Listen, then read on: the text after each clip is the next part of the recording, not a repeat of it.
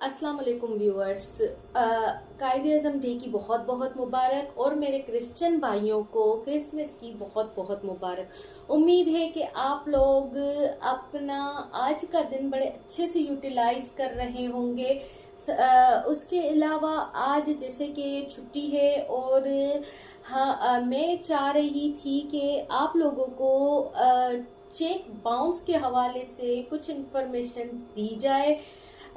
उसमें ये है कि आपका कुछ फ़ायदा भी हो जाए और ऑफ कोर्स मेरी भी चीज़ें जो है मुझे भी रिमाइंडर मिल जाता है अच्छे से। तो सबसे पहले तो अगर आपने किसी को पेमेंट दी हुई है और उसके एवज आपको अगले बंदे ने चेक दिए हुए हैं और आपने एक स्पेसिफिक डेट पे वो चेक कैश करवाने के लिए बैंक में प्रेजेंट किए जो कि वहाँ से बाउंस होके आ गए, तो आप लोगों ने घबराना नहीं है। सबसे पहले क्या करना है, बैंक से मेमो उठाना है चेक के साथ। उसके बाद आप अपने कंसर्न थाने पे, जहां आपका बैंक है, आप उस कंसर्न थाने पे जाएंगे, उस हद के थाने पे जाएंगे और वहां जाके 489F की एक FIR कटवाएंगे जो कि डिसऑनेस्टली इशूइंग चेक के टाइटल से हमारे पाकिस्तान पीनल कोड में मेंशन है। उसका मेन इंग्रेडिएंट क्या होता है? उसका मेन इंग्रेडिएंट ये होता है कि भाई डिसऑनेस्टी, आपको सिर्फ और सिर्फ अगले बंदे के डिसऑनेस्ट इंटेंशन कोर्ट में साबित करने पड़ते हैं कि उसने जानबूझ के मुझे ऐसा चेक दिया जो कि बाउंस हो गया और मुझे फाइनेंशियल नुकसान पहुंचा है। ये होती है हमारी 489F की मेन रिक्वायरमेंट। उसके अलावा अब पीपीसी में तो जैसे कि पिनल कोड है तो आप सिर्फ और सिर्फ पनिशमेंट आ सकती है उसमें और आ सकती है। अब ये है कि ट्रायल भी स्टार्ट हो जाता है, FIR भी कट जाती है।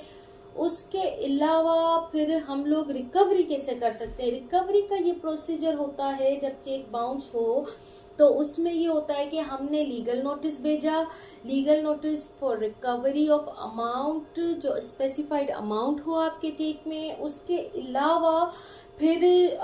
अलावा हम फिर करते हैं केस फाइल। उसमें ड्राफ्ट जो बनता है वो तो हमें पता है, आगे चल के फिर उसका भी हम वीडियो बना के क्लैरिफाई कर लेंगे कि प्लेंट का ड्राफ्ट कैसे बनता है। सबसे पहले उसमें मेन इंग्रेडिएंट जो किसी भी केस में होते हैं वो होते हैं कोर्ट फी।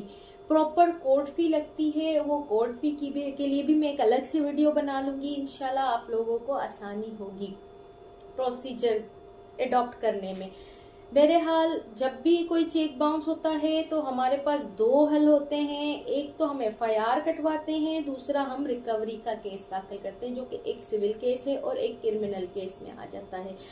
एक केस में आप को जिस बंदे ने चेक दिया है उसको सजा हो जाती है और दूसरे केस में आप उस बंदे से रिकवरी करवाते हो, भले वो इन कस्टडी हो या बेल पर हो या वो ट्रायल फेस कर रहा हो, पर रिकवरी उस बंदे से होती है। ये हो गए कंप्लीट हमारी 489F की रिक्वायरमेंट, चेक बाउंस की रिक्वायरमेंट। अल्लाह ना करे आप लोगों के साथ कभी कोई मसले, पर इनकेस कभी भी कोई इश्यू होता है तो आप लोगों को मेरी इस वीडियो के जरिए बहुत ज़्यादा मदद मिल सकती है और आपने उलझना बिल्कुल भी नहीं है। इंशाल्लाह अगली वीडियोस में आप लोगों को और चीज़ें सिंप्लीफाई और क्लैरिफाई करते जाएंगे।